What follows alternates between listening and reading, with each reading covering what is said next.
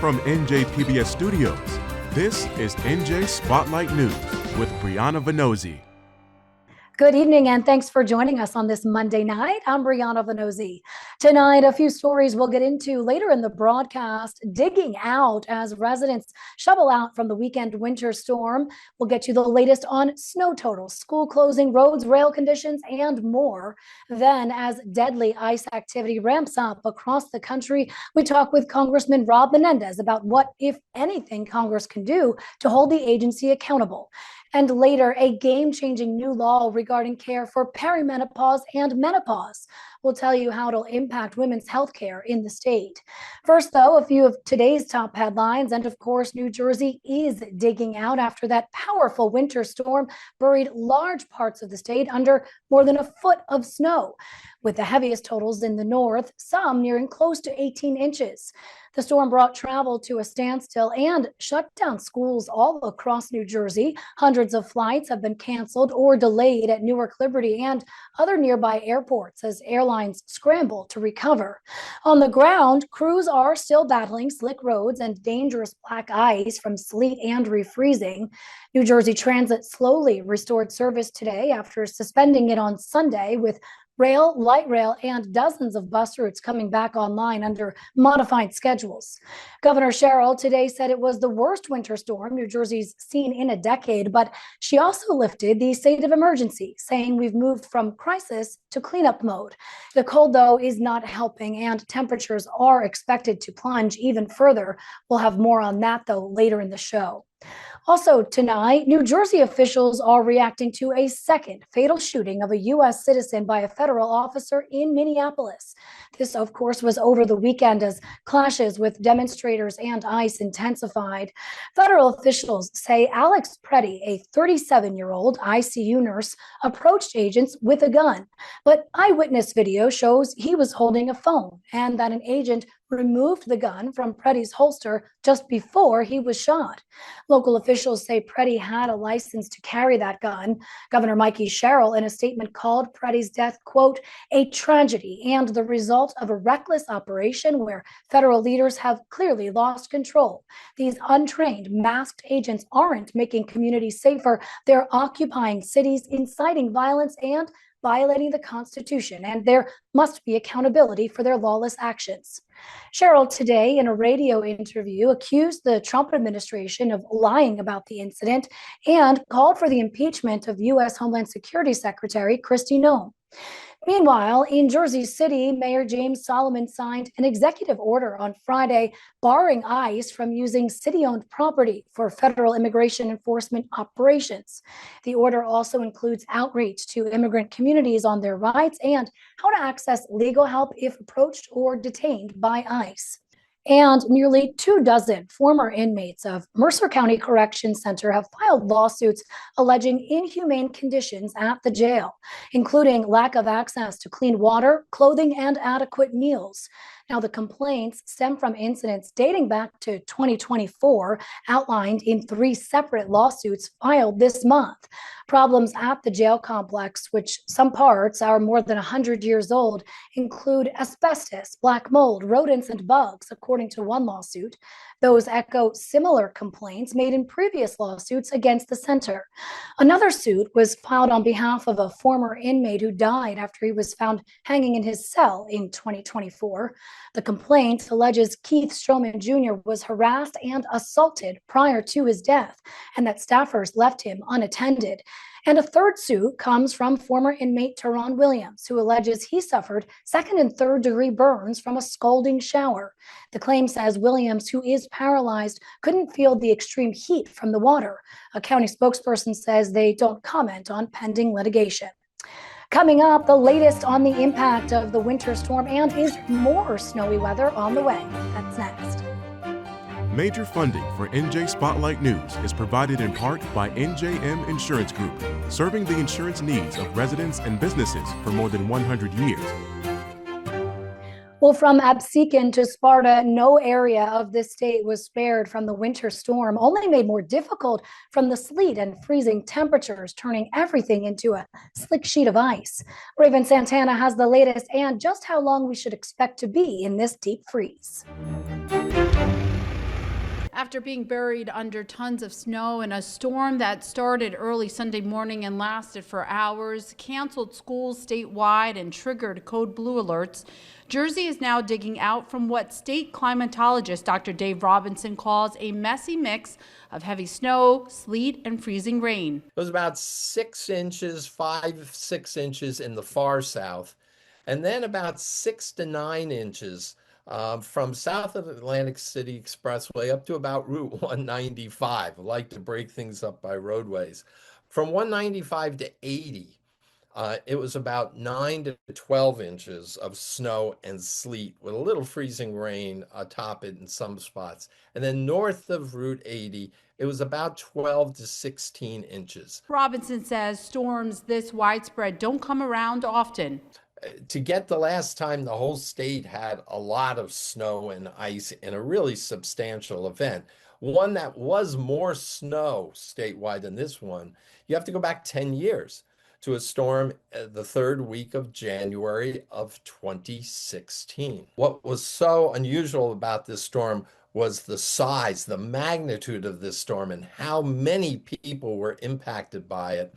But again, that perfect combination of polar air colliding with subtropical moist air, and you had a powerhouse of a storm. Ahead of the Arctic blast, Governor Sherrill declared a state of emergency and this afternoon updated residents alongside other officials on the storm's impact, ending the state of emergency. We've been in touch with every county and more than 315 municipalities to check in on everyone, make sure they have what they need. Now it's post-crisis cleanup and making sure we continue to keep everyone safe through this cold weather we are enduring.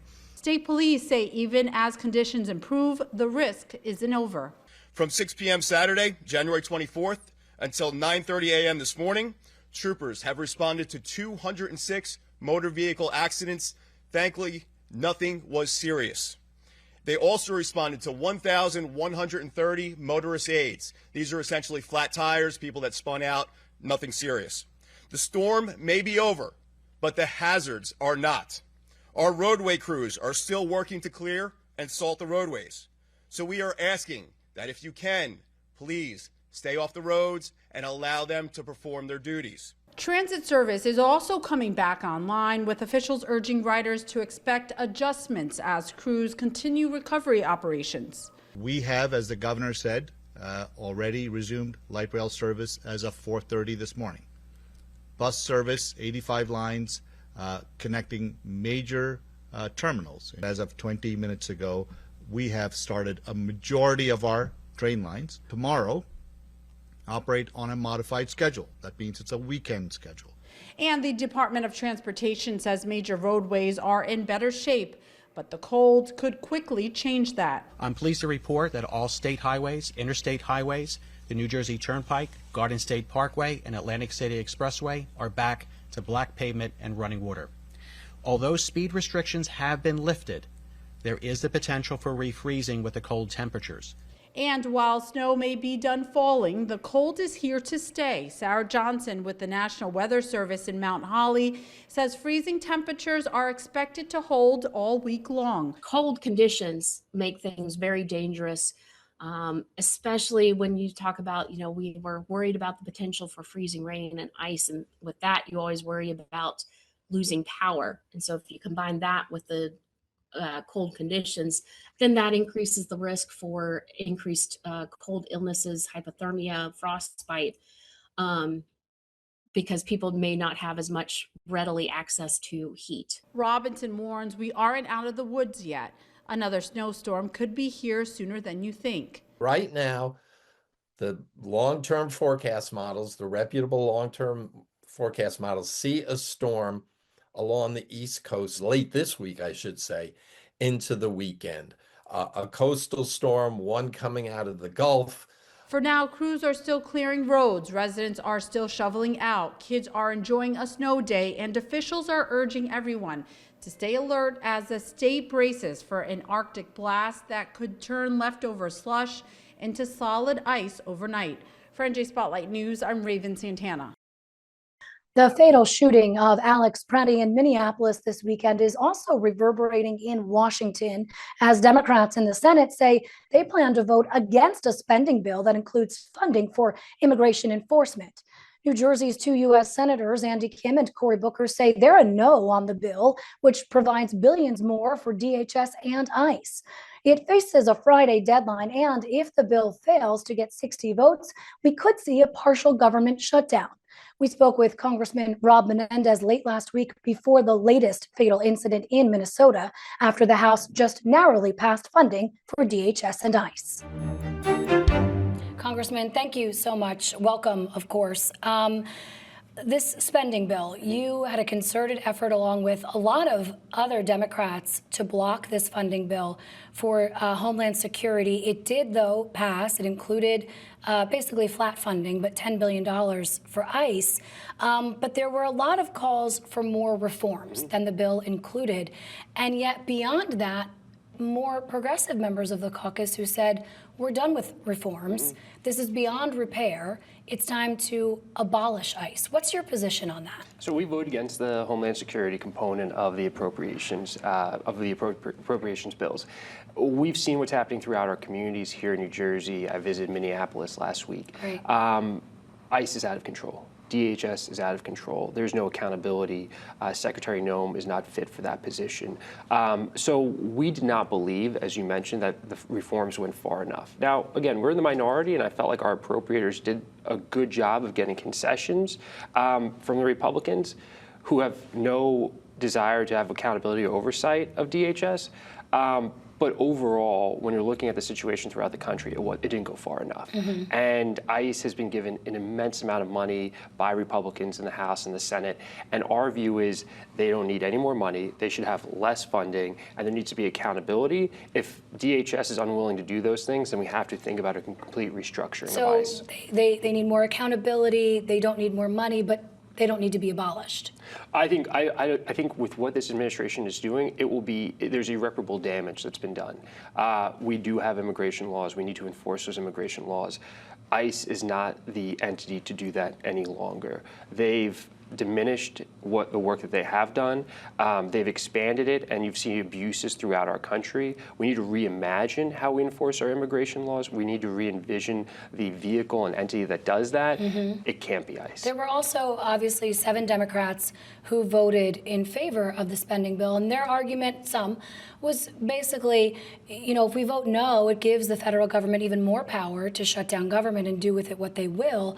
What do you think about that and the leverage, if any, that's left for Democrats in Congress? Well, one is the American people are on our side on this. They didn't start there, right? They gave the president the benefit of the doubt when they elected him. But what they've seen from him taking office for his second term was beyond what he had sold the American people on the campaign trail. And every day that people have a greater understanding of what this administration is doing, they are increasingly in opposition to it. So the American people are on our side. And when I say on our side, we're talking about U.S. citizens being shot in broad daylight.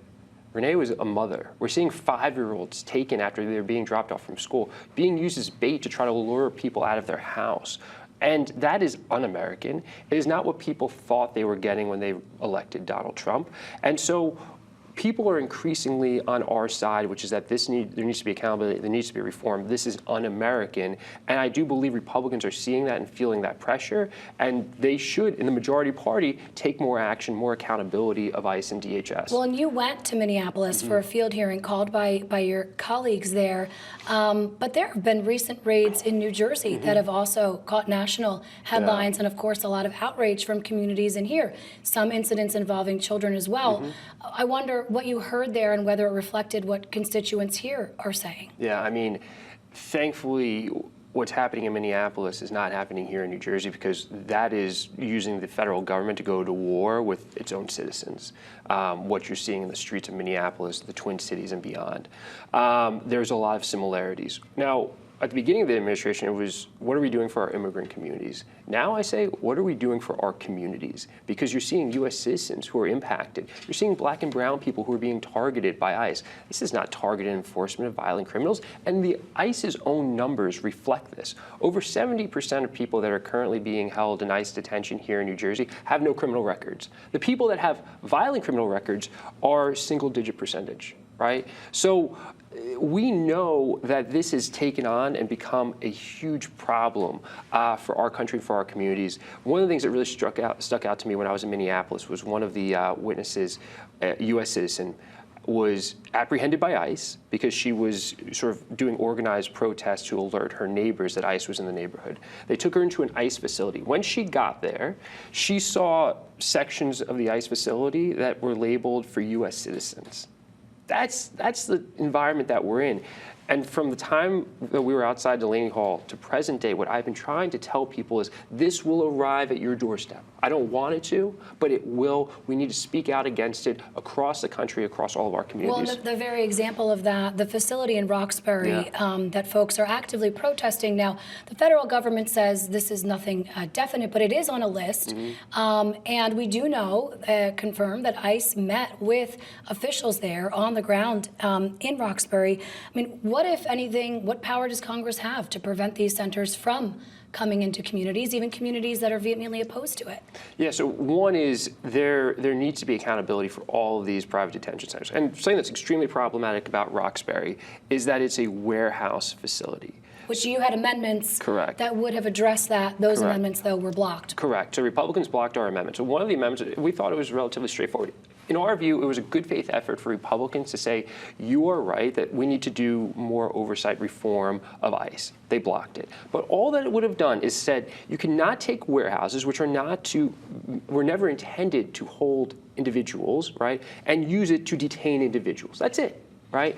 And they blocked it. Now, we've seen at the Elizabeth Detention Center, which was a former warehouse factory, the conditions there, right? Especially in the weather that we have now, freezing cold temperature. We know that there are problems with the drinking water at Delaney Hall. These places are problematic. And when you have people who are not criminals, when you have people who have been going through our immigration process, either through asylum or TPS or parole, who are being picked up and taken there, many of whom who have been here for over 15 years, the question asked is, do you want your neighbors to be put in a warehouse held by this version of ICE? I think most people would say no.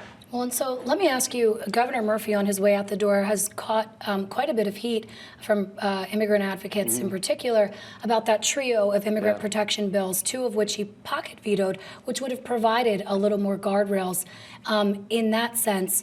What was your reaction to his decision to do that, and have you talked at all with Governor Sherrill about it? Yeah, so I know Governor Murphy's heart is in the right place, and he has done an immense amount for our communities and for our immigrant communities. My disappointment is that there were technical concerns that they weren't addressed earlier in the process, right? We knew that these bills were moving through the state legislature. They've been talked about for months.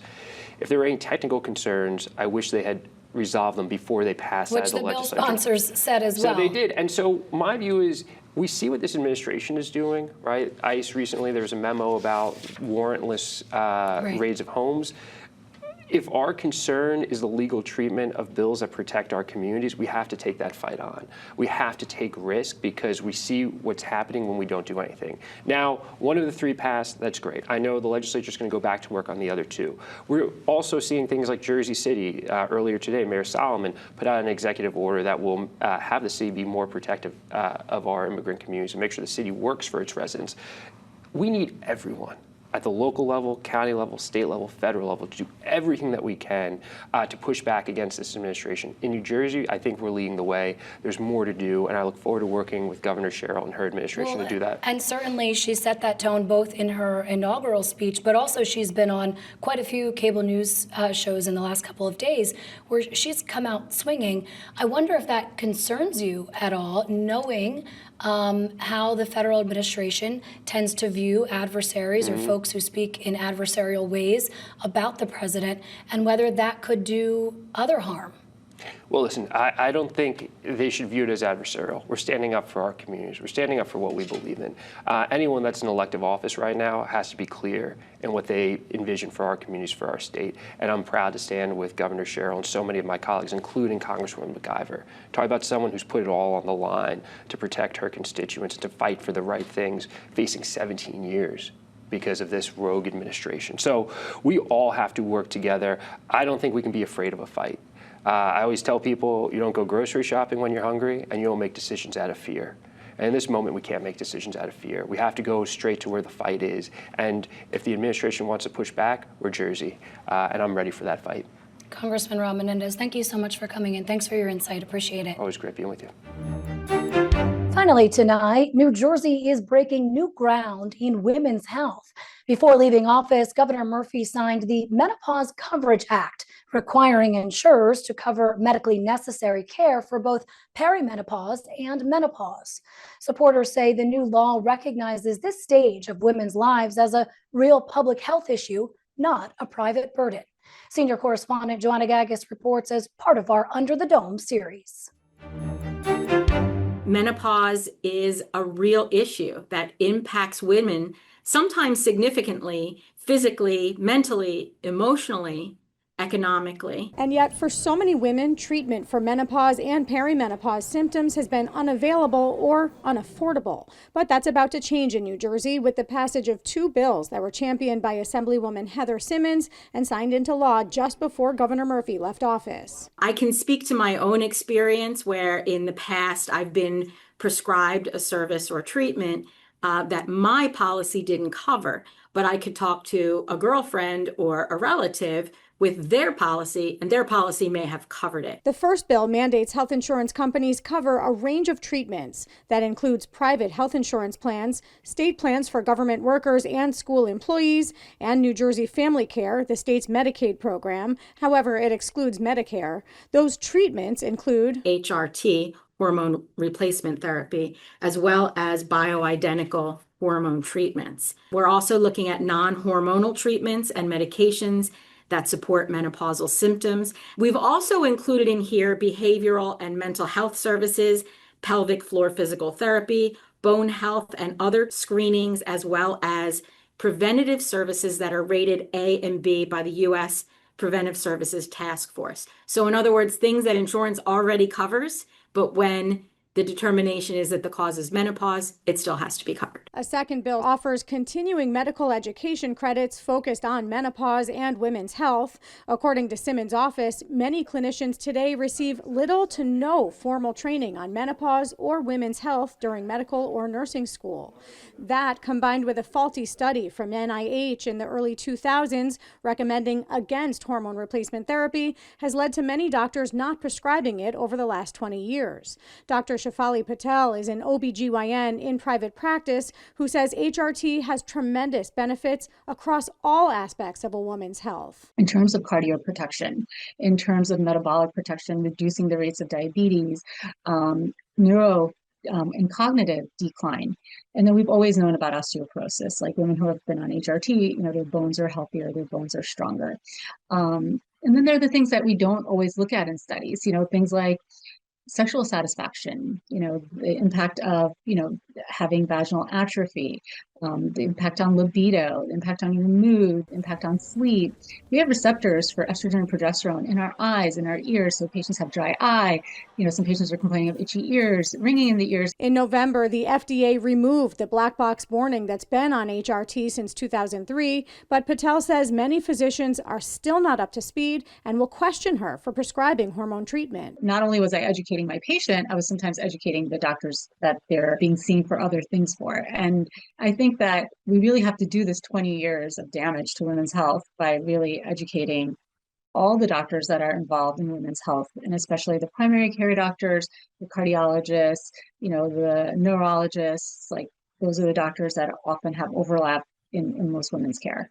Those two bills can really ensure that women don't have to, on the one hand, do so much research themselves. So this will ensure that the doctors are more informed and hopefully keeping up on the latest developments in all the menopause symptom treatment. Allison Kalshed is the co-founder of Not Your Mother's Menopause, an organization that educates women and connects them to resources around postmaternal health. Now those things will be mandated to be covered under this Menopause Insurance Act, right? So there's not going to be a barrier to getting the care that you need so that then they can continue on in the workplace. I mean, the amount of money that is lost in the workplace due to women calling out sick or not being able to perform as well as they normally can because they feel brain fog or they're having a hot flash in the middle of a meeting. These are real dollars and cents issues that hit the economy as well as our lifestyle. Insurance coverage will start in April and the continuing education takes effect in June.